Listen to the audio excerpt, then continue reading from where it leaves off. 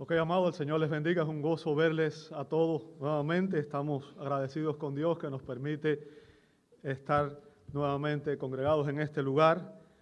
Les voy a recordar que estamos siguiendo una serie que titulamos Las Grandes Doctrinas de la Biblia, y el objetivo de esta serie obviamente es que ustedes entiendan las doctrinas que la iglesia enseña, ¿verdad? Pero en este caso obviamente sabemos que la palabra de Dios es la norma de autoridad. Cuando hablamos de doctrina, debemos entender que el término doctrina significa una enseñanza autoritativa, o sea, una enseñanza que viene en este caso con la autoridad de Dios y de su palabra, ¿cierto? Por tanto, lo que estamos aquí explicando en todas estas semanas son las doctrinas que la palabra de Dios nos enseña referente a diferentes temas, ¿verdad? Esto obviamente se refiere a la teología sistemática. Y el día de hoy nos toca hablar específicamente sobre la doctrina de los ángeles, la doctrina de los ángeles. Me gustaría leer un texto como siempre, ¿verdad? Aunque no estamos siguiendo un texto específico porque estamos siguiendo una serie que es más bien temática. No estamos siguiendo un libro como acostumbramos a hacer habitualmente, ¿verdad? Pero siempre me gusta empezar con un texto bíblico. Le invito a abrir su Biblia en el libro de los Hechos, capítulo 23.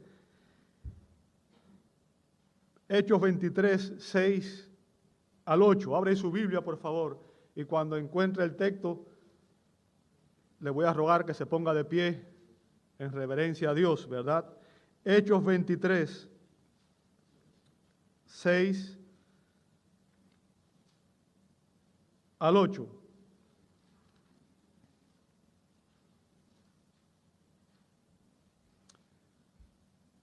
Hechos 23, versos 6 al 8. Dice así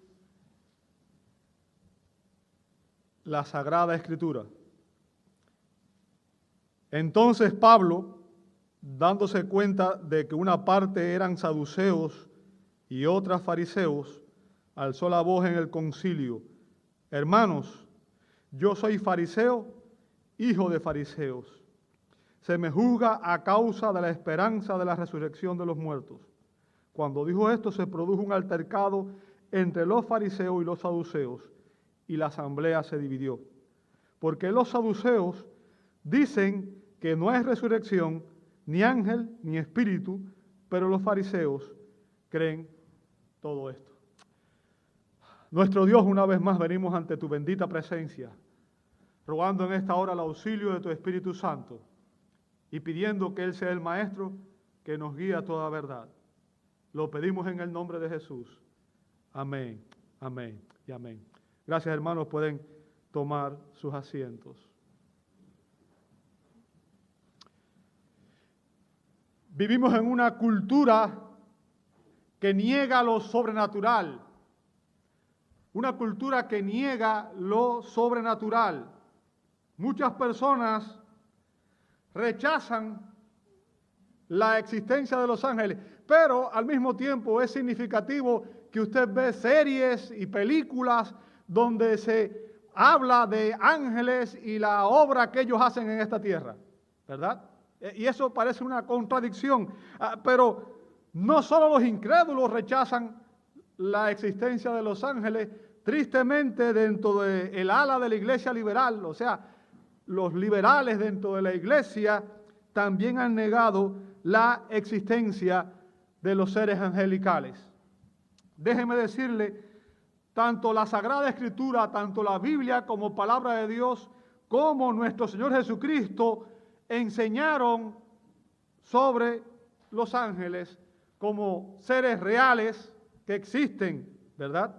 Así que negar la existencia de los ángeles es poner en duda la veracidad de las palabras de Cristo y también de la revelación bíblica. O sea, negar los ángeles es negar la enseñanza de Cristo y negar lo que enseña la Sagrada Escritura.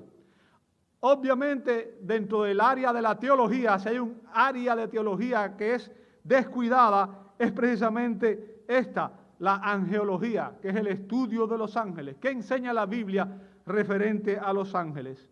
Y precisamente el día de hoy vamos a examinar algunas enseñanzas bíblicas referente a la doctrina de los ángeles.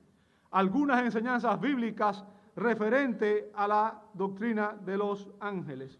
¿Qué enseñanzas son esas? Bueno, hoy analizaremos lo que la Biblia nos enseña referente a los ángeles santos y a los ángeles caídos. Y vamos a empezar obviamente por hablar sobre lo que la Biblia nos enseña referente a los ángeles santos. Déjeme decirle, el término, en la Escritura hay una palabra hebrea y una griega que se usa con relación a los ángeles, ¿verdad?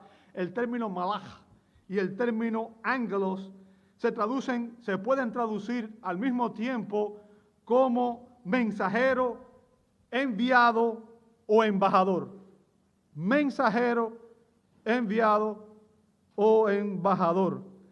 Y esa palabra, cada vez que aparece la palabra malach en el Antiguo Testamento o ángelos en el Nuevo Testamento, uno tiene que leerla en el contexto. ¿Por qué? Porque el contexto de la palabra determina si se está refiriendo a los ángeles santos, se está refiriendo incluso a seres humanos, porque la Biblia menciona, por ejemplo, a pastores como mensajeros. ¿Ok? Se refiere a Satanás, que es un ángel, ¿ok? O se refiere a demonios, que también son ángeles, o incluso con relación al ángel del Señor, que sabemos que era Cristo en apariciones antes de la encarnación, o sea, cristofanías. Bien, ahora, lo primero que quiero que usted entienda en esta hermosa mañana, amado hermano, es que los ángeles son criaturas de Dios. Eso es importante que usted lo entienda.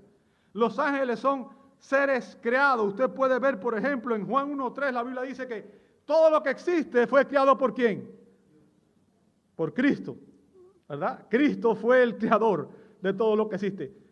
Recuerde también una cosa importante, y es que cuando hablamos de Dios, recordemos que existe un solo Dios en tres personas: Padre, Hijo y Espíritu Santo, ¿cierto? Y que los tres son uno. Por tanto, cuando hablamos de una persona individual, tenemos que tener cuidado porque no podemos dividir a Dios y tenemos que entender que tanto en la creación como en la redención, los tres participan de una manera unánime. ¿Se entendió eso? Pero en este caso la Biblia atribuye la creación al Hijo. Dice la Escritura en Juan 1:3 que todo lo que existe fue creado por medio de Él, ¿verdad? Y también lo vemos, por ejemplo, en Colosenses 1:16. Dice la Escritura en Colosenses 1:16, porque en Él, en Cristo, fueron creadas todas las cosas, tanto en los cielos como en la tierra, visibles e invisibles, ya sean tronos o dominios, o poderes o autoridades. Todo ha sido creado por medio de Él y es para Él. ¿Ok? Ahora, ¿cuándo fueron creados los ángeles? ¿Cuándo? Bueno, Job 38:7 evidencia que los ángeles fueron creados al principio de la creación. ¿Por qué? Porque la Escritura enseña que los ángeles cantaban durante la creación del mundo. ¿Ok? Usted puede ver eso en Job 38:7. Por tanto, ellos fueron de las primeras cosas que Dios creó, ¿verdad? Cuando Dios creó los cielos y la tierra, ahí estaba también creando los ángeles. ¿Ok? Por tanto, la Escritura nos presenta a los ángeles como criaturas reales, objetivas y existentes que hacen o cumplen funciones específicas relacionadas con el servicio, con su servicio como mensajeros. Porque eso es lo que hacen los ángeles, ¿verdad? Son mensajeros de Dios. Déjeme decirle, los ángeles no son meras personificaciones del bien o del mal. Y esa es la manera en que los que atacan la Escritura, los que atacan las cosas espirituales los presentan como meras personificaciones del bien o del mal. ¿Ok? Tampoco los ángeles son una invención o un producto de la imaginación humana. Tenemos que entender eso. En la época de Pablo ya existían personas como los saduceos, y los saduceos eran un grupo religioso, eran los sacerdotes, la clase dominante, los sacerdotes, y era la élite, entre la élite de los líderes judíos. ¿ok? Y los saduceos negaban la existencia de los ángeles. Ya leímos eso en Hechos 23:8, dice la Escritura, los saduceos dicen que no hay resurrección ni ángel, ¿ok?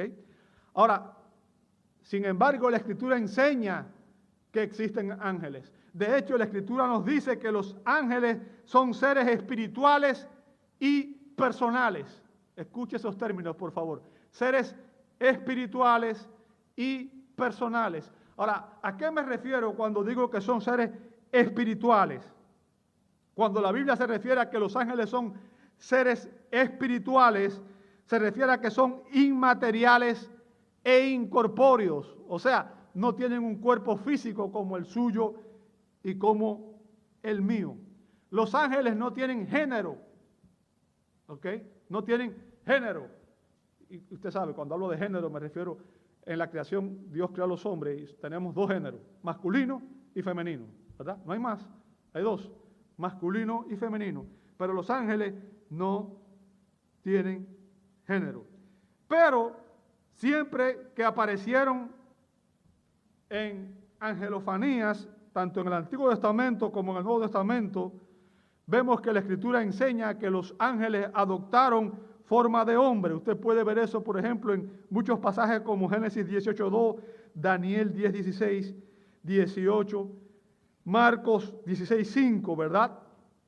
Entonces, cuando hablamos de ellos como seres espirituales, nos referimos a que son inmateriales e incorpóreos, no tienen un cuerpo físico. Pero cuando hablamos de los ángeles como seres personales ahora, cuando nos referimos a que son seres personales, estamos hablando de que ellos poseen las tres cualidades de la personalidad, que son emociones, intelecto y voluntad. Ahora, originalmente, y por eso empecé con los ángeles santos, la Escritura nos enseña que todos los ángeles que existieron, fueron creados santos, ¿verdad? Y usted puede ver eso, por ejemplo, en pasajes como Judas 6. Y Dios declaró en Génesis 1:31 que todo lo que Él había hecho, incluyendo los ángeles que son criaturas de Dios, era bueno en gran manera. Por tanto, los ángeles eran buenos, ¿verdad? Eran santos.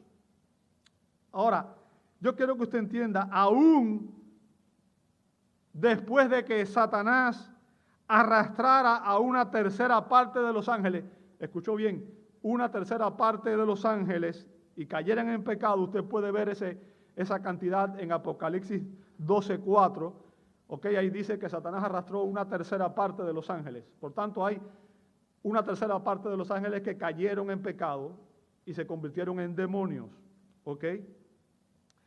Ahora, los ángeles que no cayeron son santos y ellos van a permanecer en esa condición para siempre, para siempre. Y usted puede ver, por ejemplo, en Marcos 8:38, que Jesús lo llama ángeles santos, ¿verdad? También vemos que Pablo en 1 Timoteo 5:21 lo llama los ángeles elegidos, en contraste con los ángeles caídos que siguieron a Satanás en su rebelión contra Dios. Ahora, la Biblia enseña que los ángeles santos, los ángeles de Dios, residen en el tercer cielo en la presencia de Dios. Usted puede ver eso en 1 Corintios capítulo 12, versos 2 al 3, y en el Salmo 123:1. O sea, los ángeles santos están en el tercer cielo, en la presencia de Dios, y permanecen allí, excepto cuando son enviados por Dios a una misión temporal para servir en algún otro lugar. Algo importante que quiero que usted entienda es que los ángeles no tienen edad, ¿ok? Los ángeles son criaturas inmortales, no mueren, tampoco se reproducen, y es por eso que ellos no se casan. Usted puede ver eso en Mateo 22:30. La Escritura dice, porque en la resurrección, y está hablando ahora de los creyentes, ¿verdad? Cuando recibamos cuerpos resucitados, dice, en la resurrección ni se casarán, ni son dados en matrimonio, sino que son como los ángeles en el cielo. Los ángeles no se reproducen, ¿ok? Por tanto, el número de ángeles que existe ha sido el mismo desde que Dios los creó. No mueren, no se reproducen. ¿Bien? Y es importante que entendamos eso. Existe un número fijo de ángeles desde la creación del mundo. La Biblia no especifica cuántos ángeles fueron creados por Dios, pero existen muchos pasajes. Nada más voy a citar uno, amado hermano, por una cuestión de tiempo. Tengo un montón de textos bíblicos, pero obviamente si pongo a citar todos los textos bíblicos nos daría aquí las 6 a 7 de la noche y usted no quiere eso, ¿verdad? Usted tiene hambre ahorita y yo sé que se quiere ir a su casa temprano, así que voy a citar los textos bíblicos rápido nada más. En Apocalipsis 5:11 dice el apóstol Juan, y miré y oí la voz de muchos ángeles, fíjense lo que dice, muchos, ¿verdad? Muchos ángeles alrededor del trono, se refiere al trono de Dios, y de los seres vivientes y de los ancianos. Fíjense lo que dice a continuación. Y el número de ellos era miriadas de miriadas y millares de millares. ¿Sabe? Con esa expresión se indica una cantidad que no se puede calcular, una cantidad innumerable. Bien, obviamente Dios sí sabe el número, pero la Escritura no revela cuántos son. ¿Ok? Ahora, algo que quiero enfatizar, y quiero que usted me preste mucha atención con esto, porque esta es una confusión muy grande que existe en la iglesia hoy, sobre todo dentro del movimiento carismático, es que los ángeles son criaturas, escuche bien, los ángeles son criaturas limitadas en cuanto a su poder, conocimiento y actividad. ¿Escuchó eso que dije? Eso es importante, amado hermano. Los ángeles son criaturas limitadas en cuanto a su poder, conocimiento y actividad. ¿Ok? En cuanto al conocimiento de los ángeles no son omniscientes. Solo Dios es omnisciente. Solo Dios lo sabe todo. Los ángeles no. El conocimiento que los ángeles poseen es limitado. Ellos no conocen todas las cosas como las conoce Dios. ¿Ok? Y usted dirá, bueno, ¿y cómo lo sabes? Qué bueno que me preguntó. Mateo 24:36 lo dice. Jesús está hablando aquí, obviamente recuerden, estamos hablando de Jesús en su humillación, y Jesús está hablando desde la posición humana. Él como hombre, no como Dios. ¿Verdad? Recuerde, Jesús es una persona con dos naturalezas, divina y humana, ¿cierto? Ahora, en su capacidad humana, Jesús tiene limitaciones como todo ser humano, en su humillación, ¿verdad? Pero en su capacidad divina, Jesús sigue siendo Dios, por tanto no tiene ninguna limitación en cuanto a conocimiento y en cuanto a nada. ¿Me sigue hasta ahí? Ahora, Jesús aquí está hablando en su humillación, y Jesús dice en Mateo 24:36, hablando del día de su venida, dice, pero de aquel día y hora nadie sabe, ni siquiera los ángeles del cielo, ni el Hijo, sino solo Él. O sea, ¿qué está diciendo? Hay cosas que los ángeles no saben. ¿Entiende el punto? Ahora, digo esto porque a veces los creyentes hoy creen que Satanás lo sabe todo. Y creen incluso que Satanás puede poner ideas en nuestra cabeza, ¿verdad? O conoce lo que estamos pensando nosotros, que es omnisciente. Eso no es bíblico. Solo Dios es omnisciente. Bien, solo Dios es omnisciente. Ahora, la Escritura evidencia que los ángeles santos están organizados en una jerarquía que incluye, entre otras cosas, principados y potestades. Usted puede ver eso en Efesios 3:10. Ahora, dentro de los ángeles existen diferentes rangos. Por ejemplo, en Isaías 6:2 se habla de que existen entre los ángeles, existen unos ángeles llamados serafines. Isaías 6:2 dice que por encima de él había serafines y que cada uno tenía 6 alas, con 2 cubrían sus rostros, con 2 cubrían sus pies y con 2 volaban. O sea, la Biblia es clara cuando dice que existían serafines. El profeta Ezequiel menciona otro orden de ángeles llamados querubines en Ezequiel capítulo 10, versos 1 al 3. Dice, entonces miré y aquí en el firmamento que estaba sobre las cabezas de los querubines, como una piedra de zafiro y de apariencia semejante a un trono, apareció sobre ellos, y él habló al hombre vestido de lino y dijo, entra en medio de las ruedas debajo de los querubines, llena tus manos de carbones encendidos entre ellos, los querubines, y espárcelo sobre la ciudad, y ante mis ojos entró. Los querubines estaban de pie a la derecha del templo cuando el hombre entró y la nube llenaba el atrio.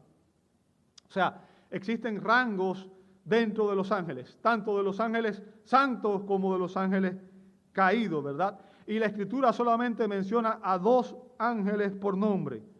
2 ángeles por nombre. Daniel, ¿ok? El profeta Daniel menciona al ángel Gabriel en Daniel 9:20 a 27. Y también menciona al ángel Miguel en Daniel capítulo 10, verso 13.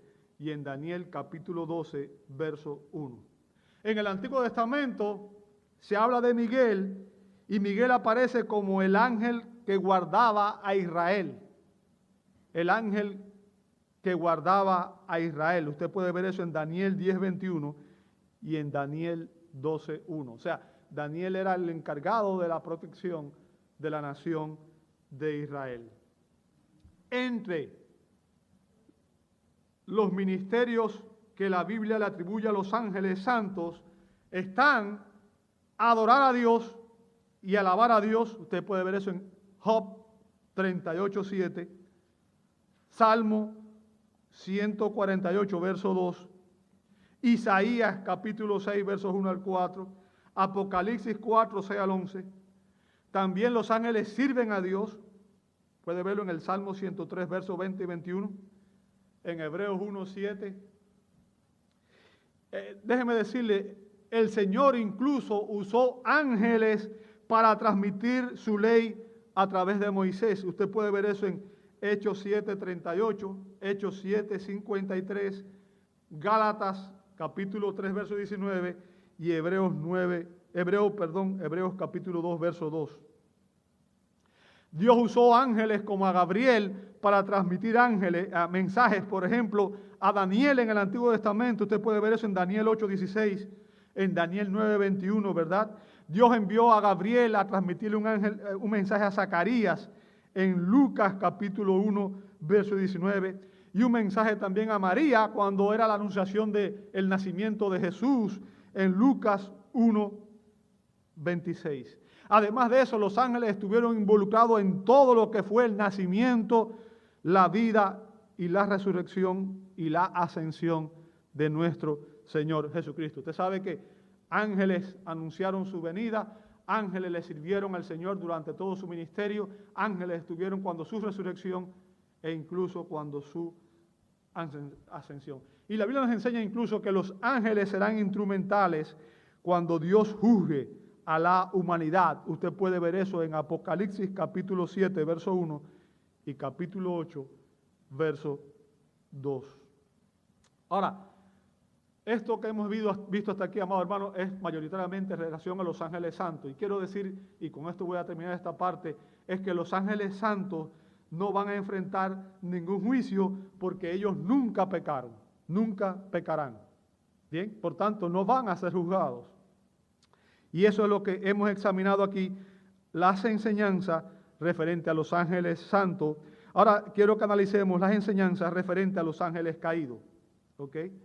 Y quiero enfatizar que la caída de los ángeles se inició con Satanás, que originalmente era un querubín, o sea, un ángel de alto rango creado por Dios. Usted puede ver eso en Ezequiel capítulo 28, versos 12 al 17. Ezequiel 28, versos 12 al 17.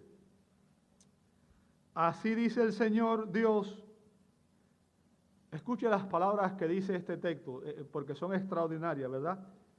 Tú eras el sello de la perfección, lleno de sabiduría y perfecto en hermosura. ¡Wow! O sea, está describiendo un ser extraordinario, ¿cierto? Algo precioso, algo hermoso. Bien.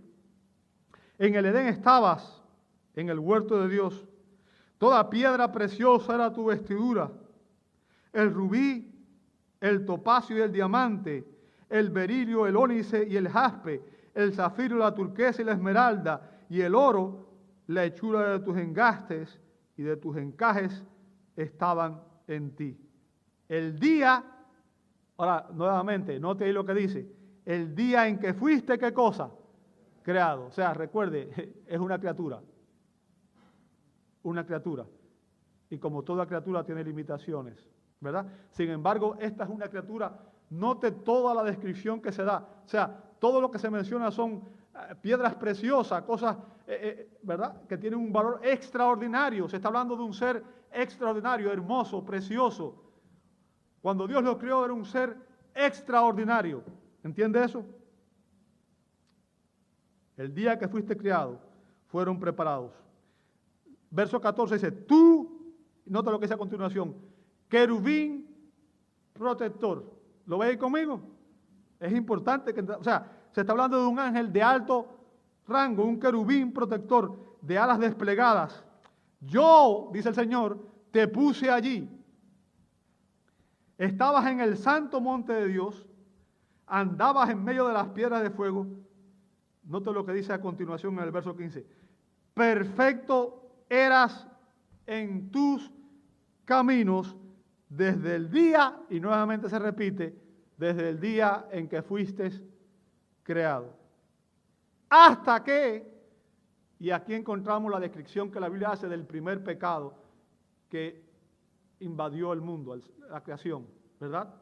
Hasta que la iniquidad se halló en ti. O sea, este ser perfecto de repente cayó en pecado. Bien. A causa de la abundancia de tu comercio te llenaste de violencia y pecaste. Yo pues te he expulsado por profano del monte de Dios y te he eliminado. Nuevamente cita querubín protector de en medio de las piedras de fuego. Note lo que dice a continuación en el verso 17. Ahí está la esencia del pecado. Se enalteció tu corazón a causa de tu hermosura. Corrompiste tu sabiduría a causa de tu esplendor. Te arrojé en tierra, te puse delante de los reyes para que vieran en ti un ejemplo. Amados, la existencia de Satanás no se puede negar. La realidad de Satanás no se puede negar. La Biblia no solamente enseña que él existe, sino también habla sobre su actividad, ¿verdad? Cómo él engañó a una parte de los ángeles y cómo él ha engañado a la humanidad. Y vemos ahí que Ezequiel evidencia que Satanás es un ser creado tanto en el verso 13 como en el verso 15. Y ahí se especifica el origen del pecado. Fíjense, este ángel era un ser poderoso, pero algo que usted tiene que entender es que Satanás no es ni omnipresente, ni omnipotente, ni omnisciente. ¿Entendió esas cosas? Él no está en todas partes, él no lo sabe todo y él no tiene un poder ilimitado como tiene Dios. Bien, eso es importante.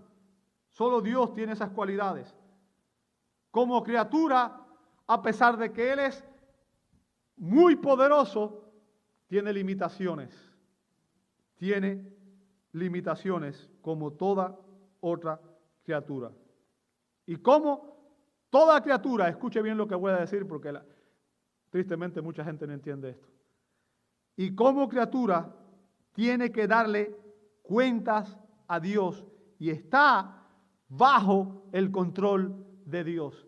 Satanás, si no recuerdo mal, fue Martín Lutero que dijo que era el diablo de Dios. ¿Ok? Está bajo el control absoluto de Dios. O sea, todo lo que él hace tiene que ser o por voluntad divina o por permisión divina. A Satanás se le dan varios nombres en la Escritura. El término Satanás significa adversario u oponente. Y obviamente es el adversario. Y yo quiero que usted entienda, adversario de Dios, si Dios quisiera, lo desaparecía en un segundo. ¿Entiende eso? Entonces, cuando se habla de adversario, se refiere más a nosotros los seres humanos. Porque su misión es obviamente llevarnos a nosotros, arrastrarnos con Él en la caída, ¿verdad? Él es nuestro adversario o oponente. Zacarías 3.1, Mateo 4.10. La Escritura lo llama también el diablo o el diabolos, que significa el calumniador. Y sabe lo que es calumniar, ¿verdad? Es hablar mal, sin fundamentos, ¿verdad? Mateo 4.1, Efesios 4.27. El apóstol Juan lo llama el maligno en Juan 17.15 y en 1 de Juan capítulo 5, versos 18 al 19. O sea, Juan hace referencia a su carácter maligno. E indica ahí un título que impregna el mundo entero que está bajo su control. La Biblia dice que Satanás, que el mundo está bajo el poder del maligno. ¿Ok? Ahora, quiero que usted entienda algo muy importante, y esto es una distinción que mucha gente no entiende. Ningún creyente puede ser poseído por Satanás. El templo de Dios no puede ser poseído por Satanás. Si una persona dice que un creyente está poseído es porque o la persona no es creyente, ¿ok? Y el que está enseñando no sabe de lo que está hablando. ¿Me entendió eso? Ningún creyente puede ser poseído por Satanás. Porque donde está el Espíritu de Dios, ahí no puede estar ningún demonio. Bien, eso es importante que usted lo entienda. La Biblia dice que Satanás es el acusador de los hermanos. O sea, es quien nos acusa a usted y a mí delante de Dios todo el tiempo. Dice Apocalipsis 12:10. Y obviamente nos acusa con razón porque usted y yo pecamos, ¿sí o no? Entonces quiero que entienda, cada pecado es usado en contra nuestra. La bendición es que tenemos un abogado que nunca ha perdido un caso, que es Cristo, ¿cierto? Pero eso no justifica que nosotros estemos cayendo todo el tiempo en pecado. ¿Bien? Satanás es el tentador. Y usted sabe el significado de la palabra tentar, ¿verdad? El tentar es cuando se incita a alguien para el mal. Se incita a alguien para el mal.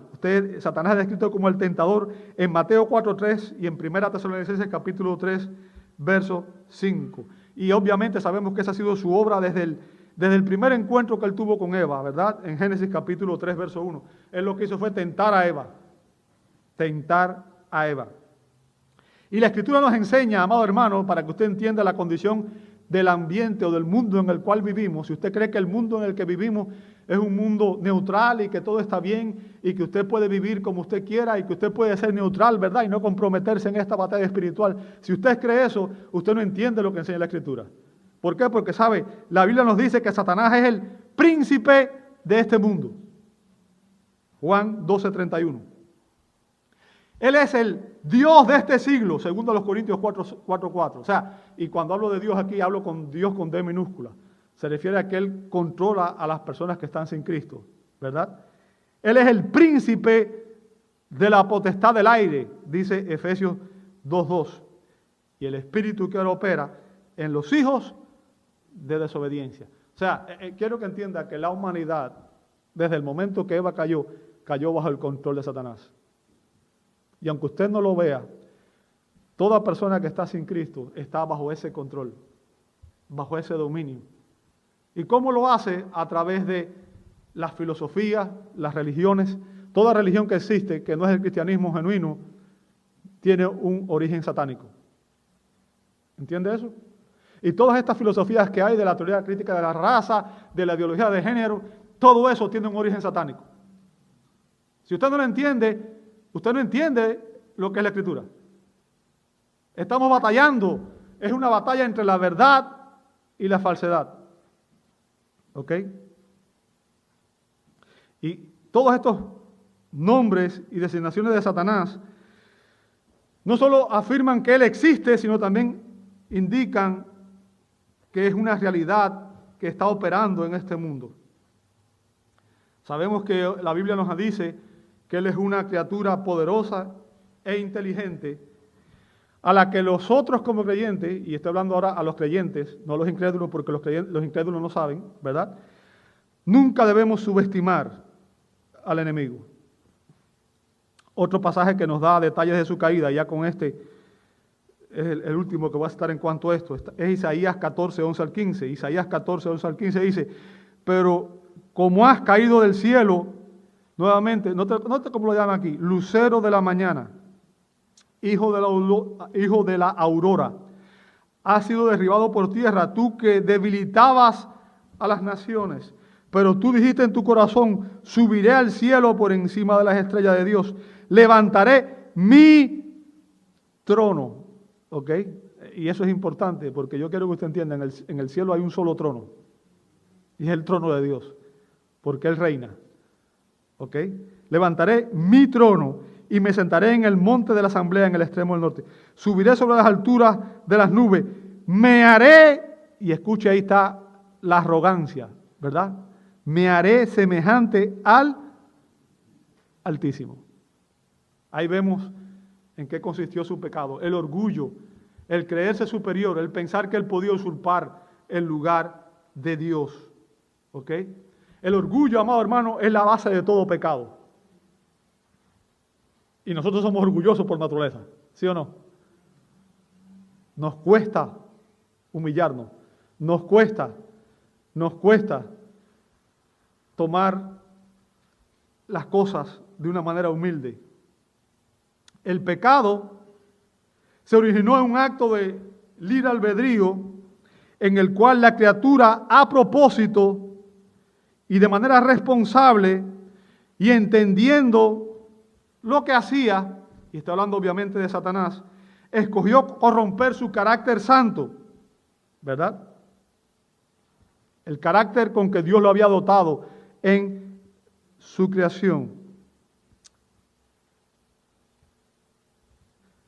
Dios creó a Satanás, pero Dios no creó el pecado. Es algo que quiero, esa distinción es importante que usted la entienda, ¿ok?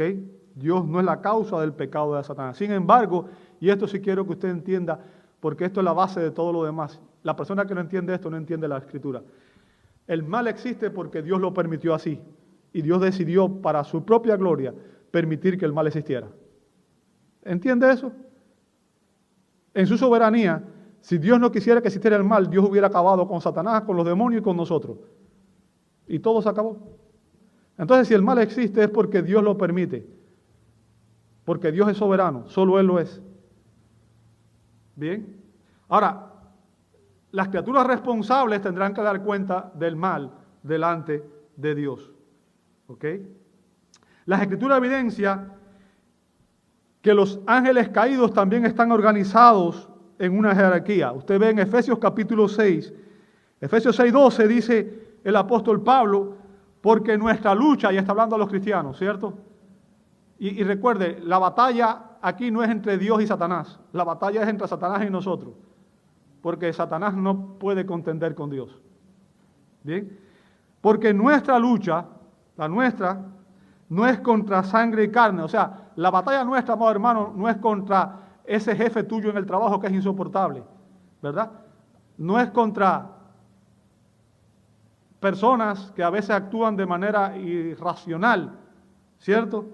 Dice, no es contra sangre y carne, sino contra principados, contra potestades, contra los poderes de este mundo, de las tinieblas, contra las huestes espirituales de maldad en las regiones celestes. Y el punto que quiero que entienda es que si usted es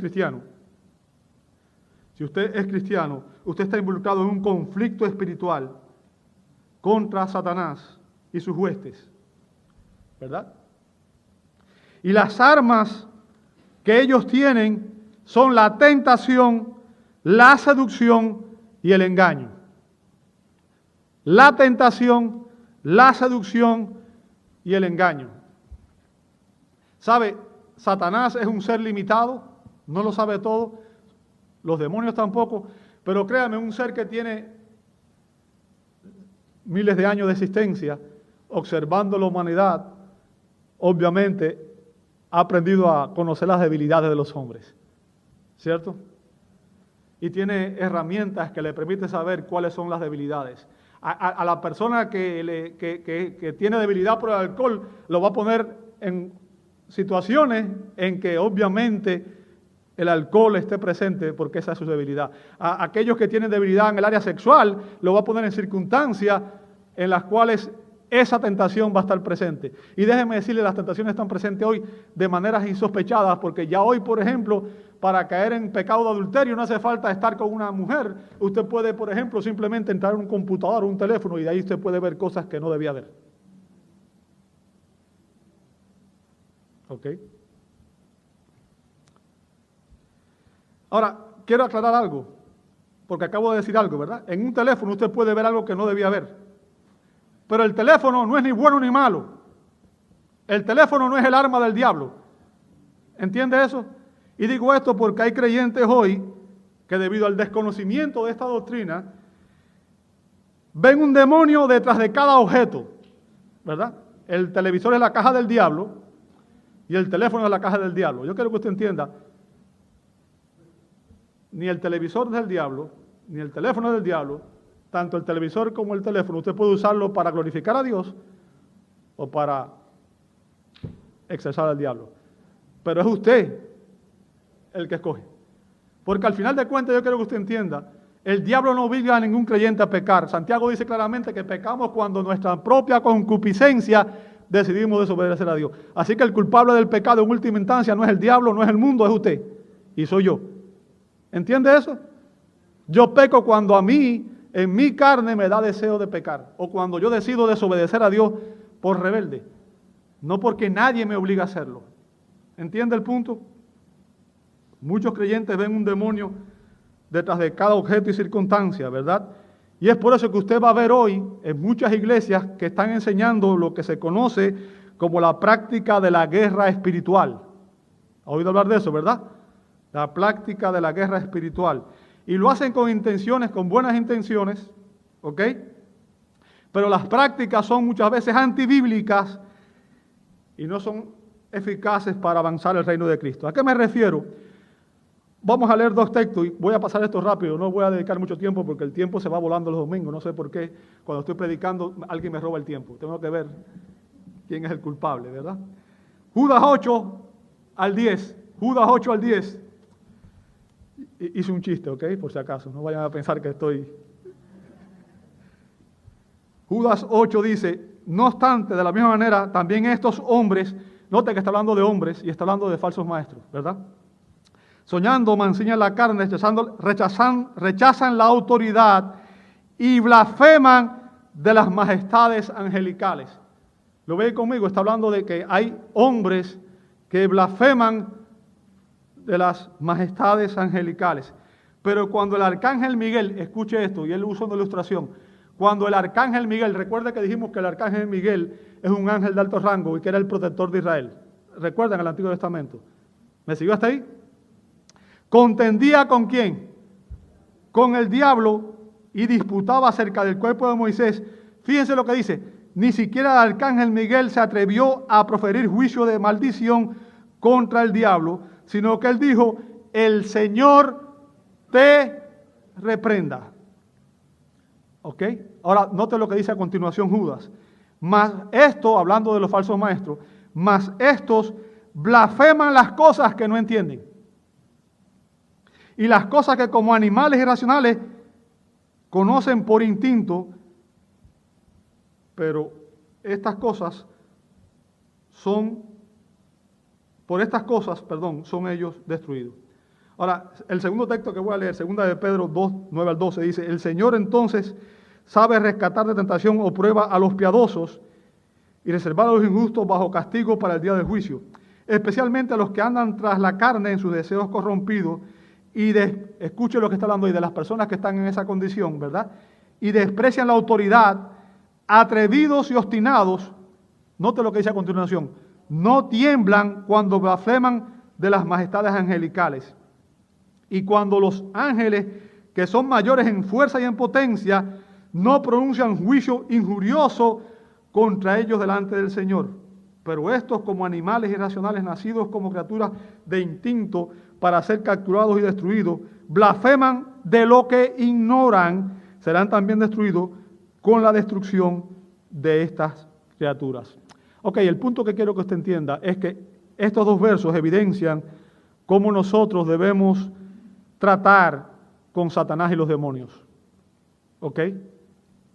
Los creyentes no debemos dirigirnos a ellos, no debemos hablar con ellos, interactuar con ellos, sino simplemente pedirle a Dios que Él intervenga contra ellos, que Él sea el que los reprenda.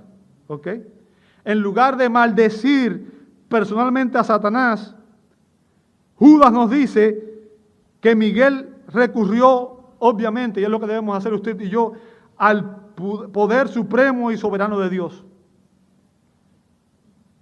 Porque en ocasiones es Dios quien permite que Él obre en nosotros. ¿Cómo yo lo sé? Lea el libro de Job. Lea el libro de Job. Porque usted piensa que Job perdió su casa, su familia, su ganado y su salud. Pero no lo perdió hasta que Dios no lo permitió. ¿Entiende el punto que estoy haciendo? Y Job no se involucró en una guerra espiritual y sacó un demonio de la esposa tampoco cuando empezó a decirle, maldice a Dios y muérete. Él no dijo, ¿sabes qué?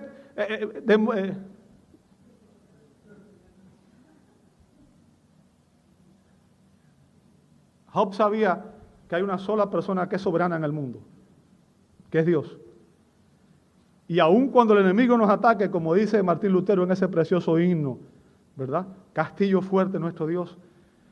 Él dice, ven atácanos, pero tenemos en nosotros, de nuestra parte, tenemos un capitán que nunca ha perdido una batalla. ¿Entiende eso? Los falsos maestros, y esto es lo que quiero que usted le quede muy claro, los falsos maestros presumen de tener su propia autoridad espiritual. Hombres que dicen que ellos son autoridad espiritual y que son capaces de detener las nubes del cielo. ¿Verdad? Usted vio a un falso maestro decir un día que él había echado fuera el virus del COVID, ¿verdad? Y después de eso se murieron un montón de personas. Otros que dicen que ellos detienen las tormentas, las tempestades. Ellos creen que tienen autoridad espiritual, pero ¿sabe qué? Ellos son intelectualmente arrogantes y espiritualmente ignorantes. ¿Ok? Creen tener un poder y una autoridad espiritual que es solamente imaginario, en su mente. Y tristemente muchas personas le creen y lo siguen. ¿Sabe por qué? Porque nosotros quisiéramos ser como Dios. Esa es la tentación nuestra también. Eso fue lo que dijo Satanás a Eva. El día que coma eso, ¿sabe Dios que seréis como? Como Dios. Y usted y yo queremos ser como Dios, queremos ser independientes, no queremos que nadie nos diga lo que tenemos que hacer, no queremos someternos. Yo quiero que usted entienda, hay dos posiciones en este mundo. La persona es o esclava de Satanás o esclava de Cristo. No hay otra. ¿Ok? Y eso es importante. ¿Ok? Y nuevamente digo, la Biblia evidencia que Satanás y los demonios son muy, muy poderosos y astutos en llevar a cabo sus propósitos en este mundo. Pero, nuevamente repito, su actividad está limitada por la voluntad soberana de Dios. Dios dice hasta dónde Él puede llegar y cuándo puede hacerlo. Ahora, la muerte de Cristo fue la herida fatal que aseguró la destrucción final del diablo. Cuando el Hijo de Dios fue crucificado, de ese modo, Dios aplastó la cabeza de la serpiente. Por lo tanto, y esto es lo que quiero que usted entienda, amado hermano, todo creyente puede vivir victorioso por la fe, porque en Cristo un creyente puede vencer las tentaciones y los ataques de Satanás y sus demonios. Usted puede ver eso en 1 Juan 5, 4 y 5. Esta es la victoria que ha vencido el mundo. ¿Cuál es? Es nuestra fe. Por la fe en Jesús, usted tiene victoria sobre Satanás y los ataques que ellos envuelven hacia nosotros. Algo que quiero que usted entienda, Cristo fue juzgado ya en la cruz, pero su juicio final vendrá, como dice Apocalipsis 20:10, cuando Él y sus ángeles sean condenados al lago de fuego y azufre por la eternidad. Apocalipsis 20:10, en el juicio final. Ahora, y ya con esto voy a concluir, la Biblia da instrucciones precisas de cómo usted y yo debemos involucrarnos, amado hermano, en esta batalla espiritual. ¿Ok? En primer lugar, si usted es cristiano, la mejor manera en que usted se está preparando para esta batalla espiritual es poniéndose la armadura, como dice Pablo en Efesios capítulo 6, ¿verdad? Y manteniendo una comunión íntima con Dios. La Escritura dice, sométanse pues a Dios, resistan al diablo y Él huirá de vosotros. O sea, si usted quiere estar en autoridad y tener la capacidad para resistir los ataques del diablo, usted tiene que estar sujeto a Dios, tiene que estar bajo el señorío de Cristo, ¿verdad? ¿Cómo? A través de la oración y el estudio de la palabra. Recuerde, la manera en que nosotros atacamos el reino de las tinieblas, el arma que Dios nos ha dado, ¿cuál es? Es la palabra de Dios, derribando argumentos y toda altivez que se levante contra el conocimiento de Dios, llevando cautivo todo pensamiento a la obediencia a Cristo. ¿Cómo? A través de la proclamación del único mensaje que tiene poder para transformar las vidas. No me avergüenzo del Evangelio, porque es poder de Dios para salvación a todo aquel que cree.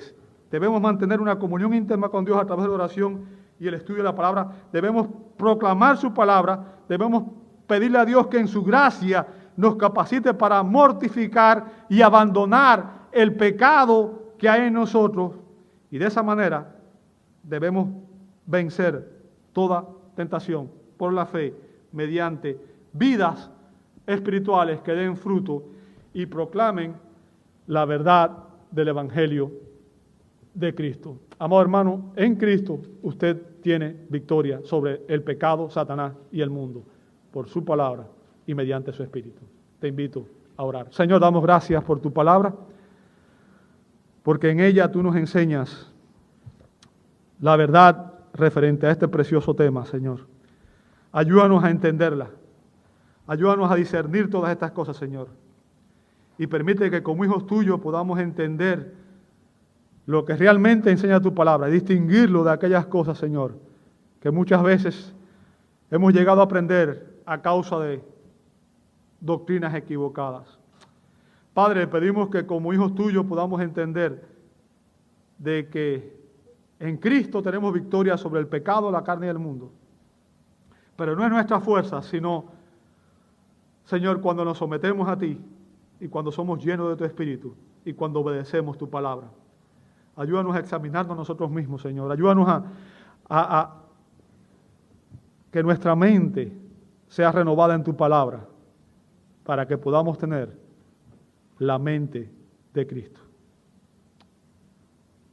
Gracias, Dios, por tu palabra. Oramos en el nombre de Jesús. Amén y amén.